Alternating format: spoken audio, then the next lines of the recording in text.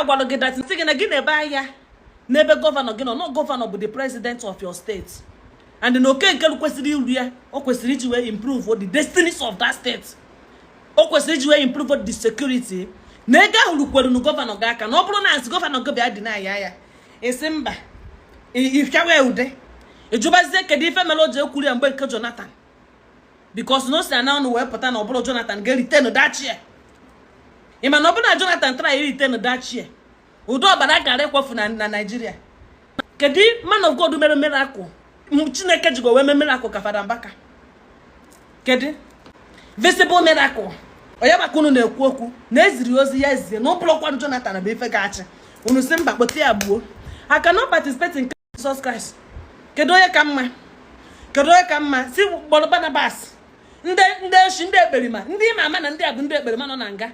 Si gboro Fada Mbaka tie na nga na ọ sịrị na ọbụlọzi Goodluck ga-achị. Then si kpọpụtazie Barnabas ka Barnabas ba meno gegene. Ka Barnabas wee bịara ipu ego ọzọ. Aka m adịrị ya. Ka ha bụ unu ncha niile ji Fada Mbaka akach cruise n'internet. All of you should be careful. Do you know why? Because when you are looking at Fada Mbaka, he's not looking at you. But one day, his God will look at you. And when his God look at you in ways that you don't like, you better not be found guilty, or else history will repeat itself. Fada Mbaka agwaloge that na your governor but the president of your state. So therefore, he should be held accountable. He should go and show you where the children are. Of course, in a working government. Oh, in America, Trump will call the governor of that state. What's happening? Hello? What zombie? What be gone? Can you men at that state? KBC no mazin under your jurisdiction. Most of these governors federal map of their states.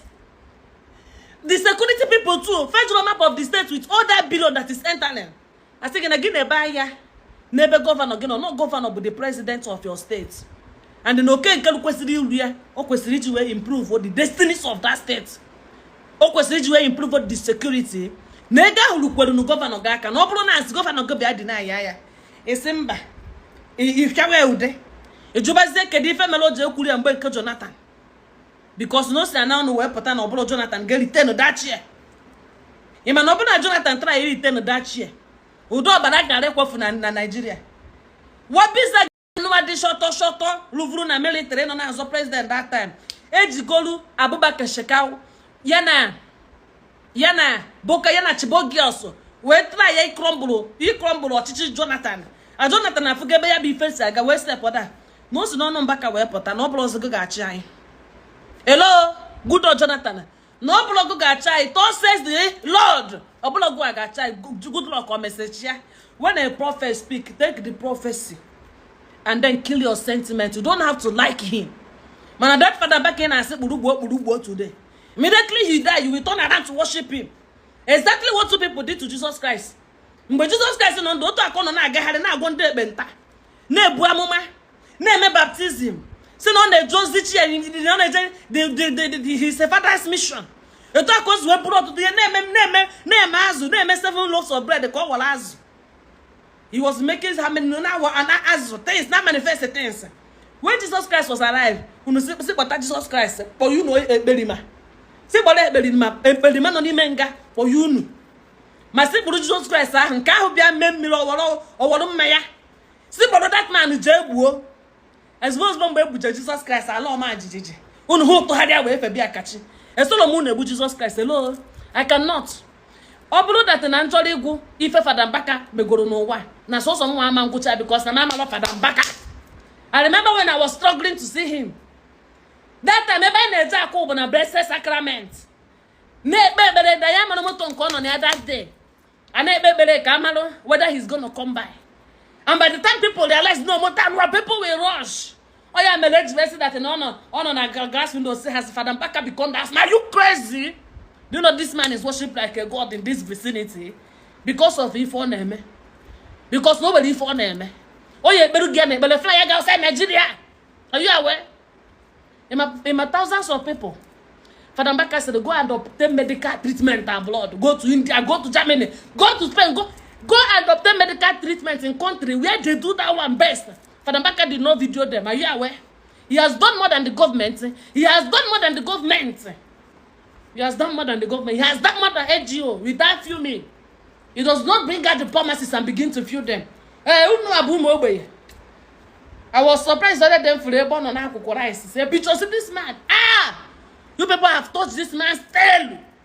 Because he was not always like that. He's not a man of pronounced charity. Do you understand? He's a man of private charity. Help you as much as. Remember, don't know Petegoro. In case you were one-on-one encounter with him. And they know your situation.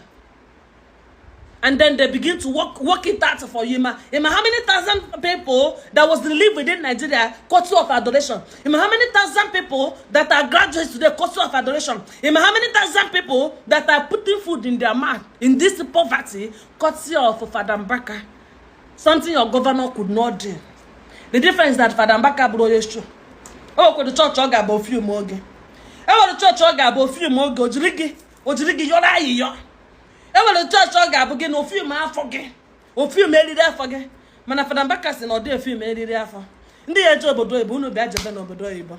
Obuli ibu. O wete go obuli ibu gi. Una na ekwu miracle. Kedi man of God mere miracle. Chineke jigo we miracle ka Fada Mbaka. Kedi visible miracle. Visible miracle. Because the Fada Mbaka cannot tell God who to bless, who to heal, who to improve their destiny. He still goes as far as putting his own money in order to relieve you, in order to make sure that you access the basic amenities that you need. And also bear in mind that you are not alone.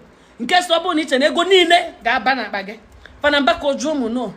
That means that everything, Madi yogurt, everything that he owns to his name is still going back to the society. Is that the man that two people are looking at and saying, Jesus Christ, when I say crucify him again, the man who lives his life like Christ, the man here for up there now, and by the time you meet him down there, you begin to wonder, is this that man that is preaching there? That man with that ocean? Is he the one sitting here in blessed sacraments with me? He's so humble. He's so kind. The man you are struggling to say, now you are seeing him, he's listening to you word for word. He's not rushing you. And he's also declaring on your head.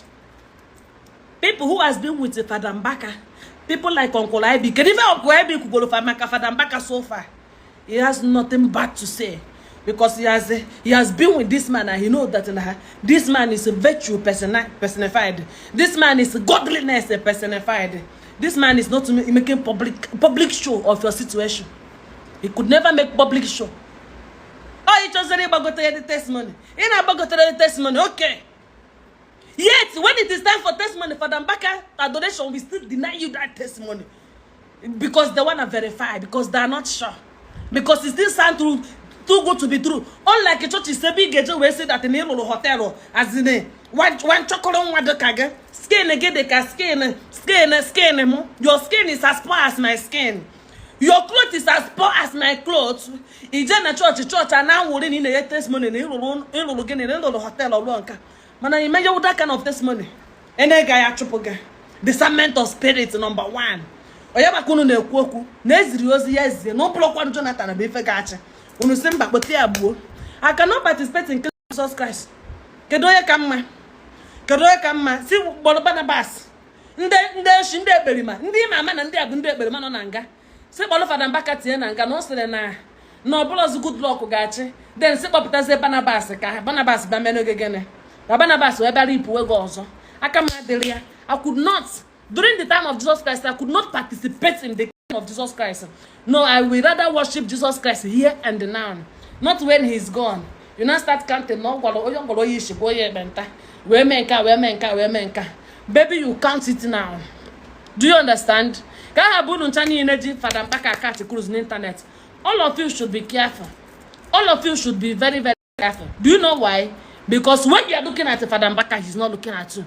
But one day, his God will look at you. And when his God look at you in ways that you don't like, you better not be found guilty, or else history will repeat itself. Hello? We are happy. Because we are quiet. Na Fada Mbaka wele okwu nke akia okwale Fada Mbaka nke anu ya na ejekuru na eche aye eju before na eluto na ndị ozo eburuga ayi ụzọ oya makunu na ekwu okwu. Then by the time you see him, you see humility, no security, nobody